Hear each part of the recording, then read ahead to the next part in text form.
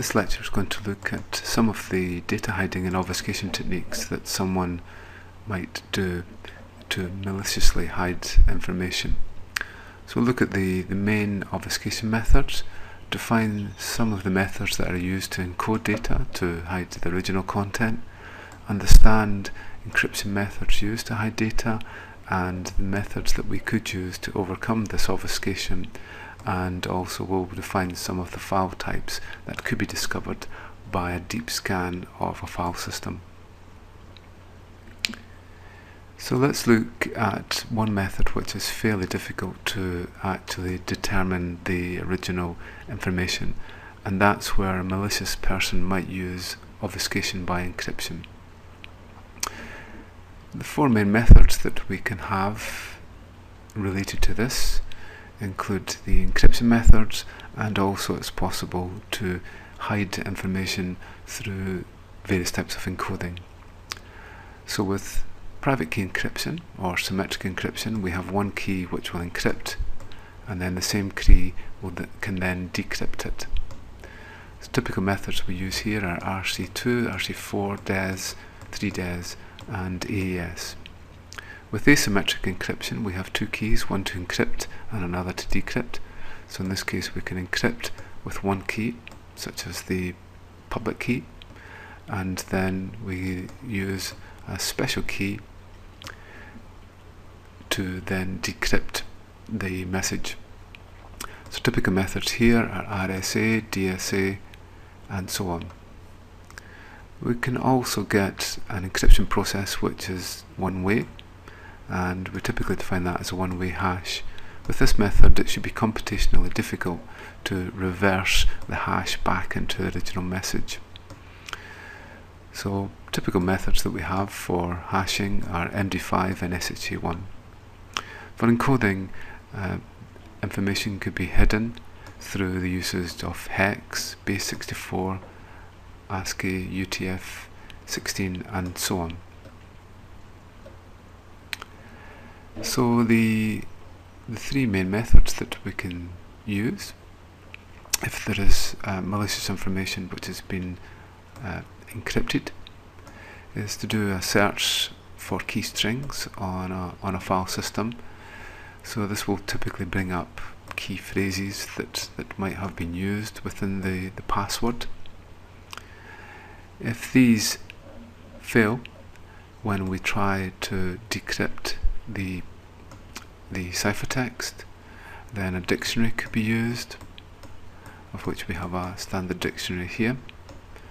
And then if the dictionary fails, then it's possible to go for brute force. A typical method here is to use a processor farm where we have multiple processors, each will be given a range of keys, and then we'll iterate through those keys until a success is found. With encryption, if you look at the encryption process here, so we will have a look at some private key encryption. So with encryption we might have a message, and when we encrypt it we get our hex and our base64. Again, we can use AES. So let's look at the principles of brute force encryption. So what we'll do is we'll take some text, we'll put it through an encryption process for AES, and we get an encrypted hex. What should happen is that the program will go through and try a range of names from a standard dictionary. An exception is caused when the wrong key is actually used. So what we'll do is we'll try to see if we can actually decrypt it. So we can see one is possible there, and we can actually stop it now. So you can see here, for all the words that it's tried, it's created an exception for most of them, and only 3 have appeared here.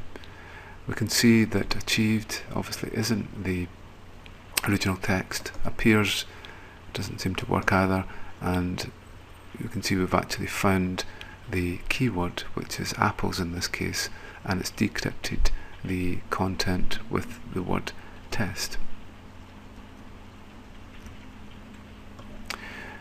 Okay, so the principle is that we have encryption, we have our ciphertext, and then through a dictionary it's possible to search through standard terms to be able to find the malicious content.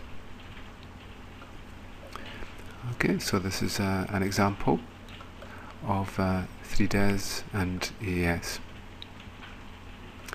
And then what we did was that we took some plain text, used an encryption key to get our ciphertext.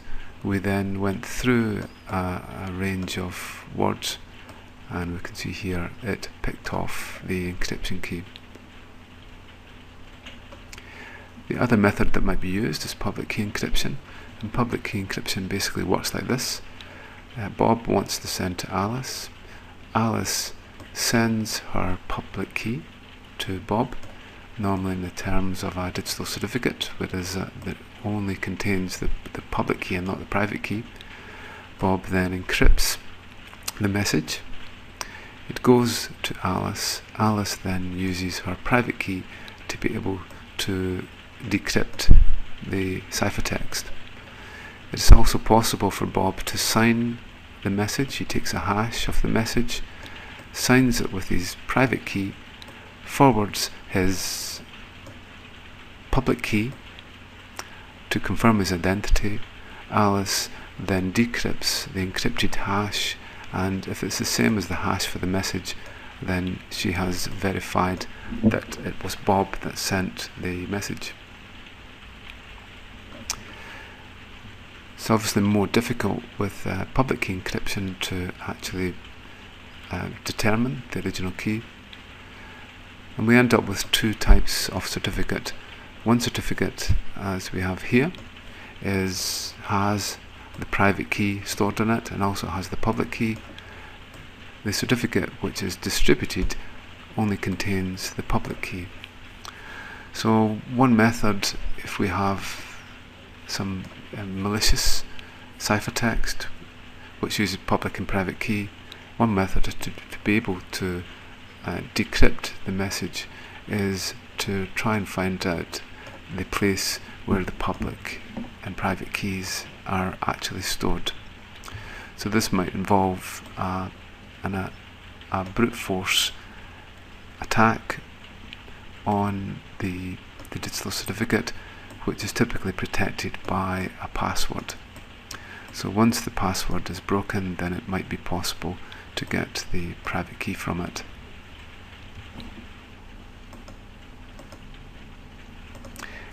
Another method that a malicious party might use to hide information is to obfuscate it by hashing. So hashing works by taking any size of message and then converting it into a standard hash signature. So in this case, base64 has 128 bits signature. Each one of these characters represents 6 bits. Each one of these characters represents 4 bits. So we take the original plaintext, feed it through our MD5 algorithm, and we get a standard hash signature or fingerprint for each message. With SHA1 we get a longer signature. The longer the signature they get, the less likely that another signature, the same signature, can occur for a different message.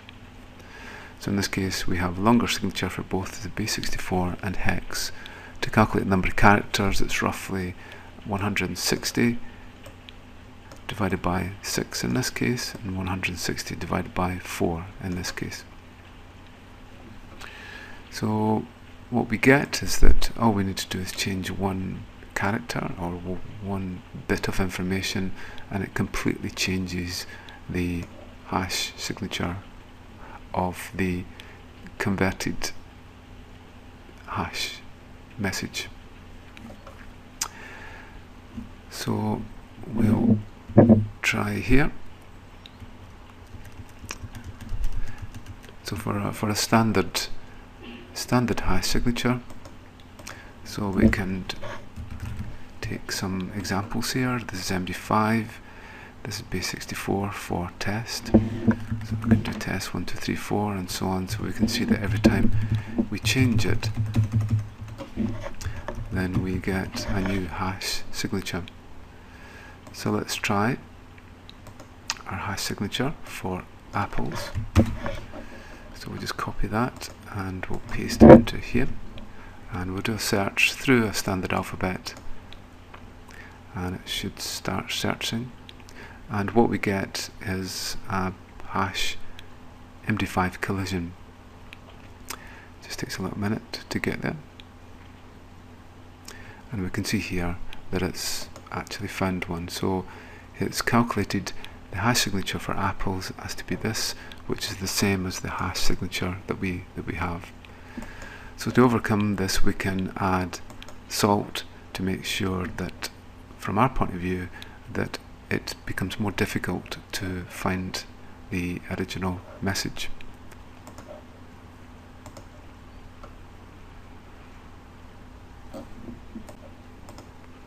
Another method that a malicious party might use to hide messages is to obfuscate by encoding the message. So two standard ways that standard text, standard ASCII characters can be converted into an encoded format is into hexadecimal and also in base64. These formats make it fairly easy to interpret binary information and also to send that information in a text format. So in this case we could have an encryption process, and then we have a bit stream, and it's fairly easy for the system to convert that into hex or base64. So the way that hexadecimal works is that we split the binary stream into groups of 4 bits, and then it's fairly easy to convert each of these 4 bits into a hex character. So in this case we have 7, and the second one we have 4, and so on. So if we have a look at our toolkit, and what we're looking for is coding.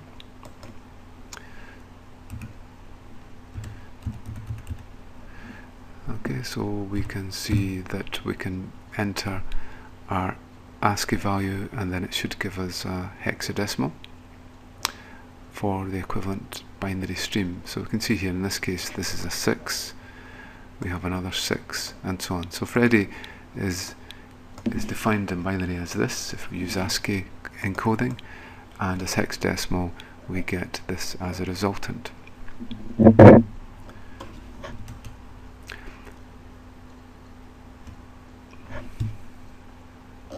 The other format that can be used, that might be used, is with base64. With base64 we want to be able to transmit a binary stream, and it might be a Word document or some other binary document, and we want to be able to transmit in a standard ASCII format. So we split the bits into 6, and then we determine the character which is associated with it. So in this case it's a 1, so we have a 2, 4, 8 and a 16.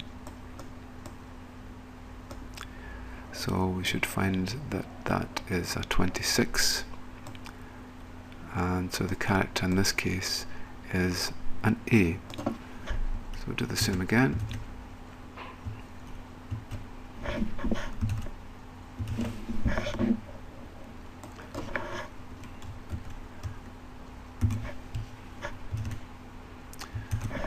So it's AVGS B G8. Okay, so we can see the original message was actually hello. So in the toolkit we can either enter a an ASCII string. We can also enter our base 64, so we'll just do that again. This time we'll paste it in. Or we can take a hexadecimal value, and we can see again it converts it, and it will give us the binary bit stream. Another method that might be used is to use the exclusive OR operator. With exclusive OR, we don't actually lose any information when we exclusive OR a bit stream. This is a typical method used in web encryption. So with exclusive OR, a 0 and a 0 gives us a 0, and a 0 and a 1 gives us a 1, a 1 and a 0 gives us 1, and a 1 and a 1 gives us 0. So we can see here we have an original message, which is hello, and we're going to use an exclusive OR key of a small lowercase a. So this is a here, this is the bit stream, and then we encode by exclusive ORing our bit stream with our key, and we get the result here. So a 0 and a 0 gives us 0, a 1 and a 1 gives us 0, and so on. So here's an example: 0 and a 1 gives us 1, and so on. So the result of this gives us 09, 04, 0D, 0D, 0E in hexadecimal, which gives us this here. And we get an equivalent in base 64. So let's take that as an example. Go back to our toolkit, and here we are. And we'll go for hello. We'll take an exclusive OR key of A. So this is the hex stream and the base 64. And we can see here what's happened is it's converted it into non-printing characters. So 09 isn't a printable character, 04 isn't either, and so on. So then we'll copy that over, and we can see here if we use a key of A, then we get the result back again. So you can see exclusive OR is one method, and it's a typical operator which is used in many encryption processes. One way that we can analyze a stream to find out if there is any hidden information is to look at the probabilities of the letters involved. So in this case we take some standard text, and then if we do a league table of the actual occurrences, then we find that there's 170 occurrences of E, 120 of T, and so on. So from standard English, this is our typical probability list. E is the most probable, followed by T, and then O, right the way down to Z. So for this, we can actually take our text and we can actually put them against what's most probable, and we can see here it gets it right on many occasions. Even if it doesn't get it right, then it is only out by 1 or 2 places. So the E is correct, the T is correct, the O should have been there, I there, N is correct, the A is only 2 spaces off, and so on. So let's have a look at our toolkit.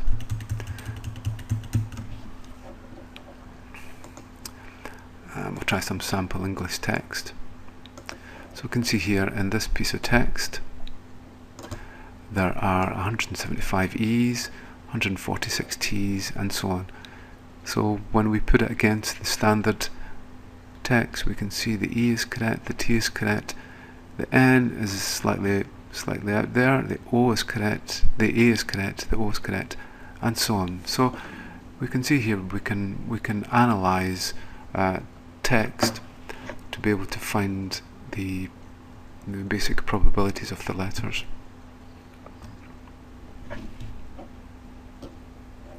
If someone has scrambled the letters, then it's possible to actually analyze the cipher stream for its probabilities so that the code can be determined. So in this case we can see here that O is the most probable letter with 145 occurrences, and that is likely to equate to an E.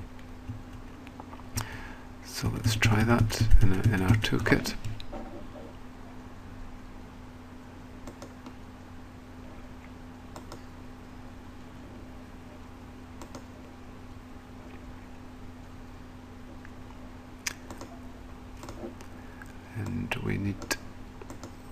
find a scrambled. Okay, so this is we've taken some text and then we've scrambled it, and now what we'll do is we'll take it back into a frequency analysis.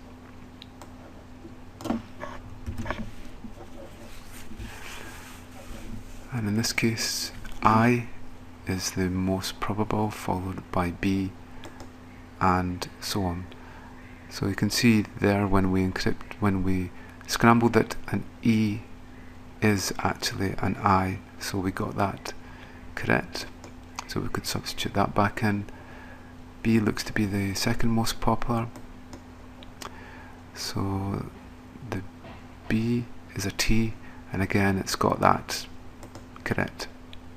So B is actually a T, and so on. So you can see that by analysing the frequencies, there are certain probabilities in there to be able to decode the message.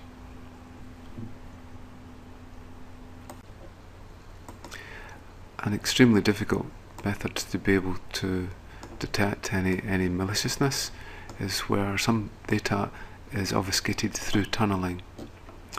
So with tunneling, what we can get is we can get end-to-end tunnels. In this case, Bob and Alice have set up their systems so that the complete path from Bob to Alice is encrypted, so none of the devices along the way can actually interpret the contents of what's inside the tunnel. What is more common is that we get encryption or a tunnel over a public channel. If this happens, then the actual content is unencrypted after the tunnel. So if we want to stop end-to-end tunnels from happening, then we can identify UDP port 500, as this is used for the key exchange between Bob and Alice. So this could be blocked by the firewall. We can also detect TCP protocol 50 for the actual transmission of the encrypted data packets, and protocol 51 for the authentication header within IPsec. So this shows an example conversation, and we can see here port 500 UDP is used. So this is the client communicating with the VPN server replying back, and then so on. So there is a negotiation of the keys here. Another method, so VPN and IPsec are fairly complex protocols. More recently, we now have the tunneling of application layer protocols through SSL. It is much less secure, but from a performance point of view, it is much improved. So with this, the secure sockets sit in between the transport layer and the application layer and try to encrypt all the content so that it is tunneled through the internet back to the other device. Standard ports have been used for application layer protocols, such as 443 for HTTP tunneled, 465 for SMTP email tunneled, 995 for POP tunneled, and so on.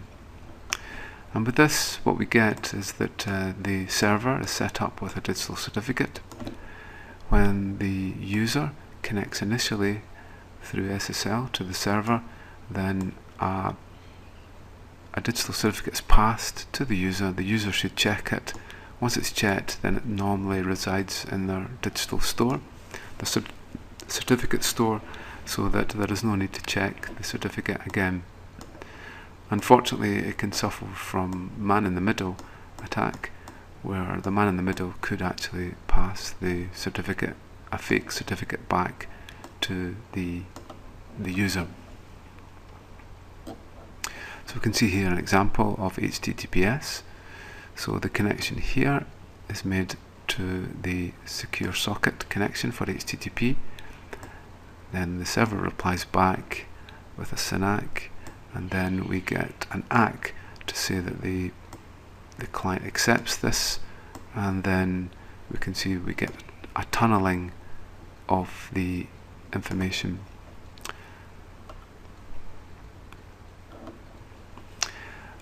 Another problem that we're facing is that the internet's been created through standard ports, TCP ports, 21 for FTP, 23 Telnet, 25 SMTP, 110 for POP. And firewalls were typically set up to be able to detect the usage of these ports, especially for the incoming SYN connection. Increasingly though, it is well known that port 80 is often allowed through a firewall, so increasingly protocols such as FTP, email and so on are actually tunneled through the firewall on port 80 or protocol or ports which are open.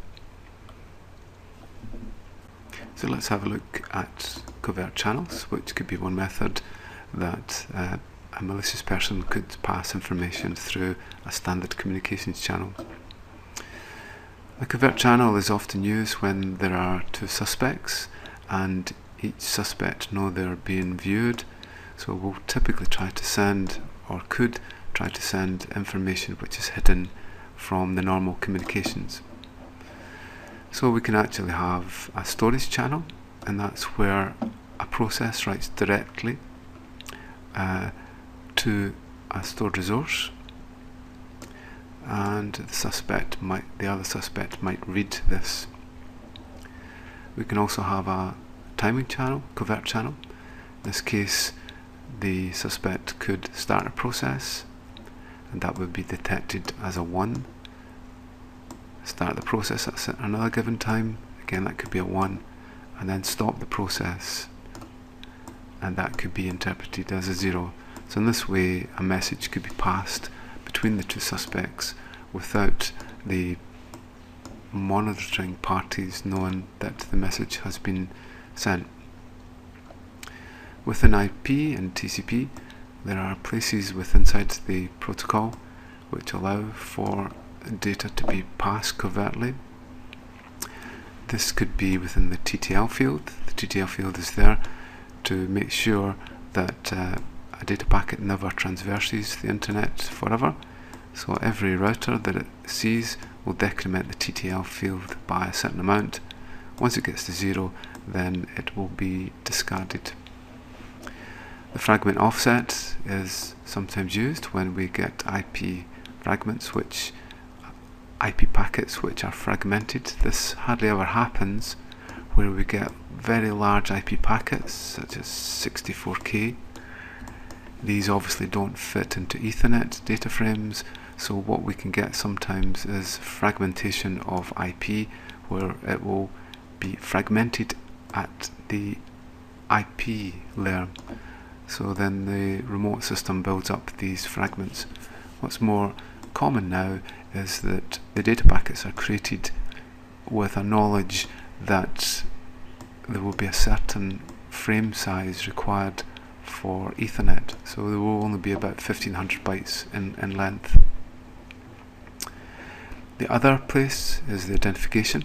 The key objective of the identification field is to make sure that within a certain time window that all the IP packets are unique, so that it doesn't get them mixed up. Within TCP we can have a covert channel could be placed in the urgent pointer or in the data offset field. So let's look at an example of how the identification field might vary. So this shows a Linux system.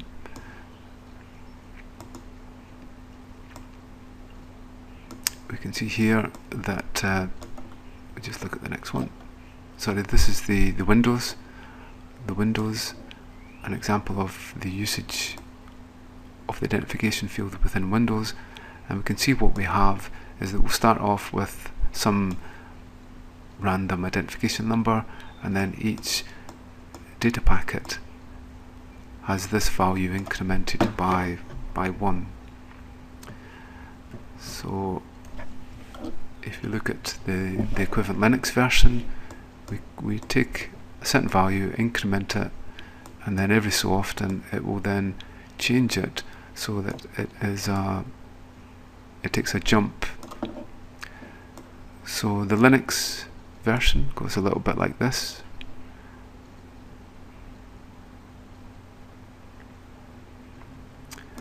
Where the Windows version, the identification field will be linear. So let's see if we can have a look at our toolkit again.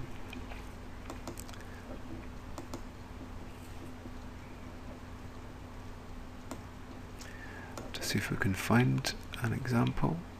There we go. So we take the Windows captcha. Okay, so this is an example here, and what we'll do is we'll view it in text. So if we look, there is an identification here, 140, 142, 143, 147, 149, 150, and so on. So it's a linear increase in the identification field. If we now look at our Ubuntu version,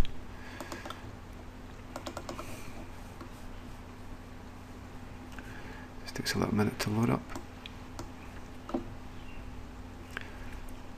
We should find that it's linear and then it will take a jump. So many different systems implement the TCP IP stack in different ways, and we can see that Windows and Linux obviously vary. So the identification field, there we go, there's an increment, and so on. And if we keep going down, we can see here it's taken a jump. Now it's down at 80. Okay, so there is a vagueness with inside the TCP/IP stack, and it's possible to fingerprint the operating system from this.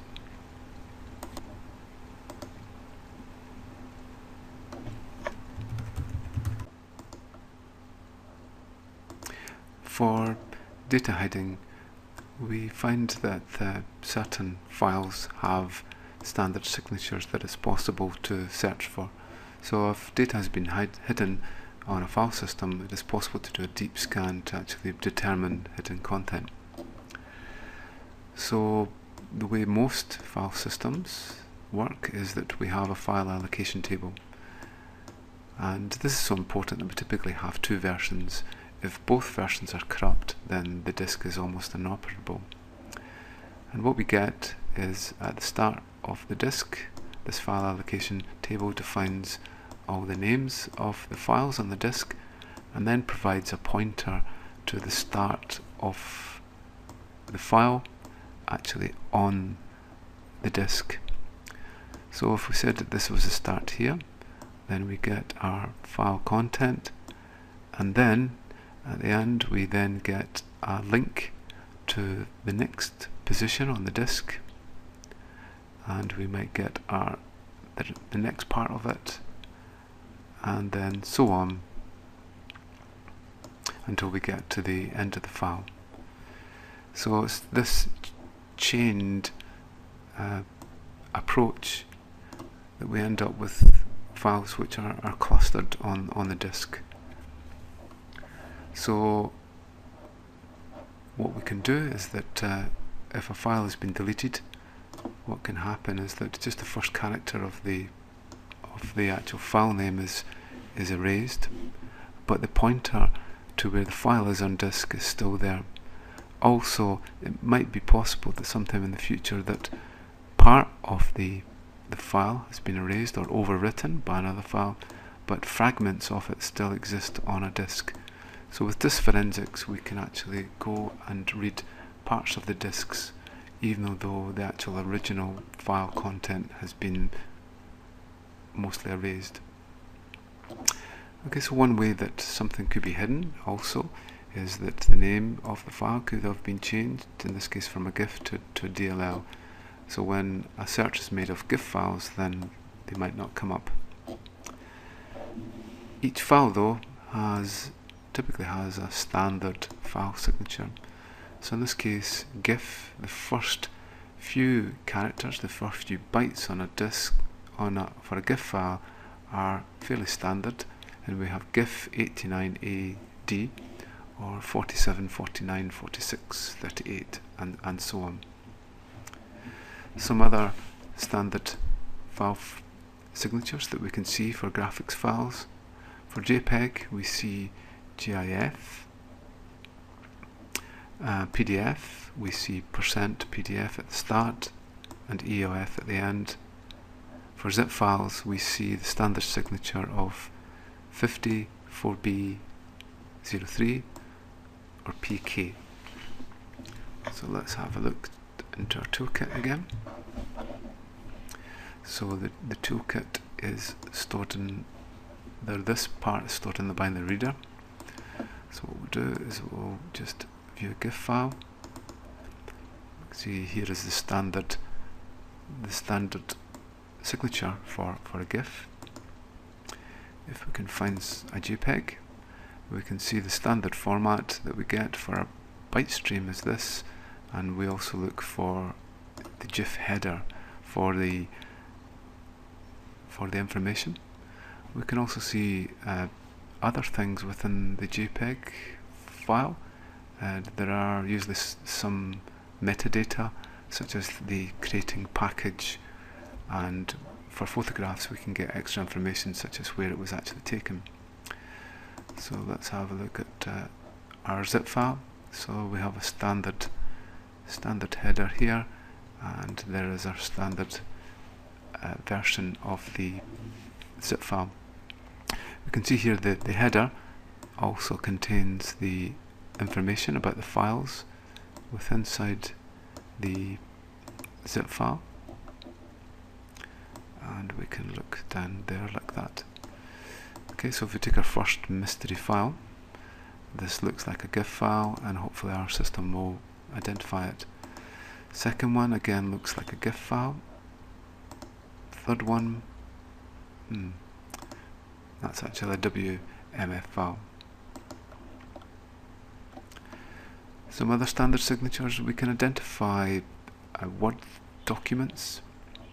So PowerPoint is identified with these standard signatures. Obviously these signatures could occur in other places in a file format, in a file system, so we can never be sure that it is actually a PowerPoint file, but it usually gives us a range of options for that.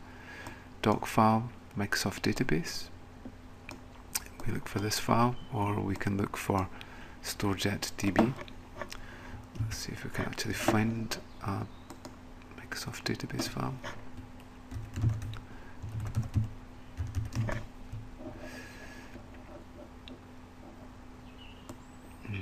Maybe not.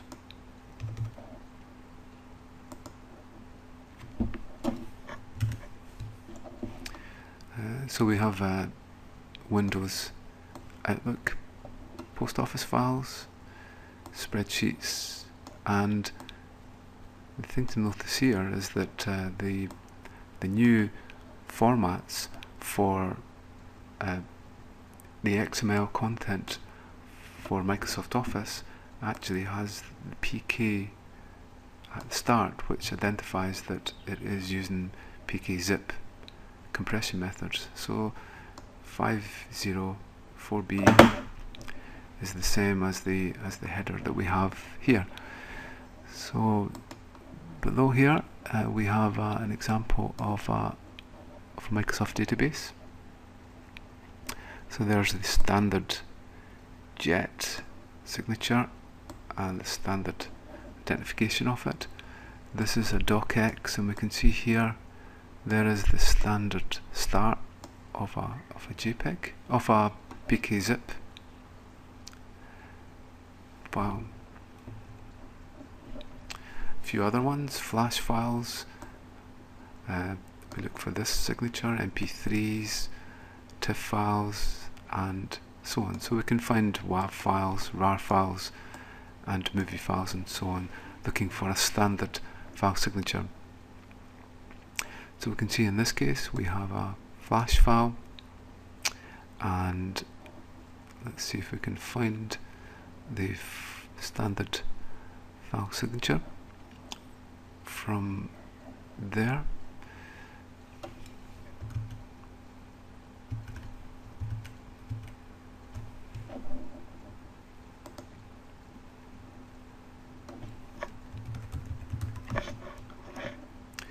Let's see if we can find a flash file.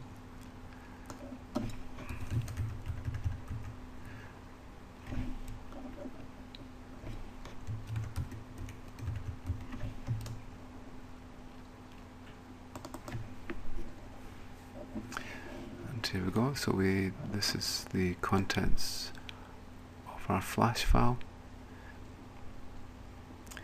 and at the start we can see the standard signature for a flash file there. Okay, so that's given us an overview of some of the methods that a malicious person might use to hide or obfuscate data. So we looked at some of the main obfuscation methods, such as encryption and hashing, along with encoding.